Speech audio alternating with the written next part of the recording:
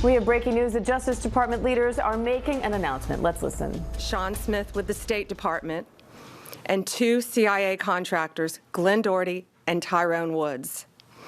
We have never forgotten those heroes, and we have never stopped seeking justice for that crime against our nation.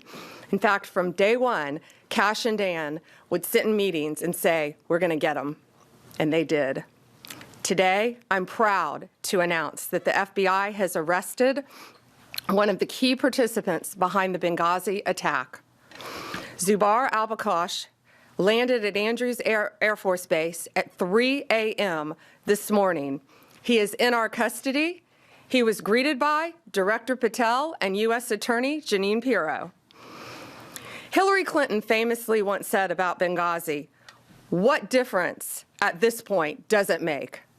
Well, it makes a difference to Donald Trump. It makes a difference to those families. And 14 years later, it makes a difference to law enforcement who made the difference in this case. Thank you, President Trump, for supporting all of our agencies around the country and around the world. Al-Bakosh will now face American justice on American soil. We will prosecute this alleged terrorist to the fullest extent of the law. He'll face charges related to murder, terrorism, arson, among others. Let this case serve as a reminder. If you commit a crime against the American people anywhere in this world, President Trump's Justice Department will find you. It might not happen overnight, but it will happen. You can run, but you cannot hide. We are immensely grateful to our partners, especially at the State Department and the CIA, who lost lives in the Benghazi attack. Director Patel and the FBI agents did tireless work to track and arrest this man. I want to thank everyone standing behind me, all the agents who work so great with our lawyers, with our national security lawyers, and around the world to bring this terrorist to justice. And I have a statement to read from Director Radcliffe. He wanted to be here. He couldn't be here. He's busy protecting our world. He's deeply grateful for the relentless efforts of the Department of Justice and the FBI to bring justice to the individual allegedly responsible for the death of Americans in the horrific 2012 Benghazi attack.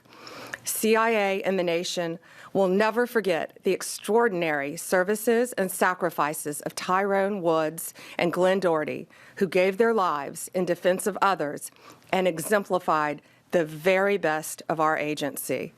I'd now like to turn it over to Director Patel for remarks, and I again want to thank him for his relentless work in this case. General, thank you. And I want to steal one of your lines.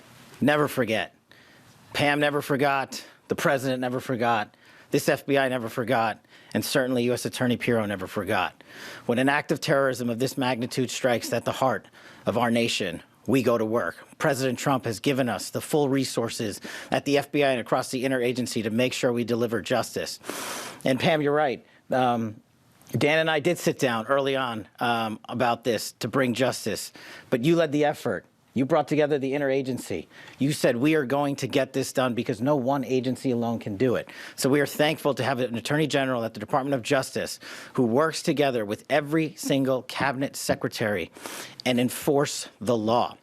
What you saw today, and I want to get, or what you're going to see today, I want to address in a minute, but I want to remind the folks out there the work of this Department of Justice.